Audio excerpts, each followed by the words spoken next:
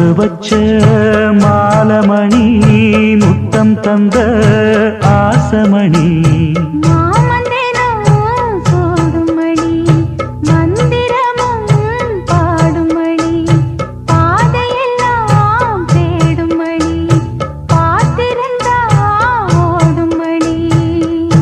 சின்னமணி சிந்துமணி தேடி வரும் சொந்தமணி தேவத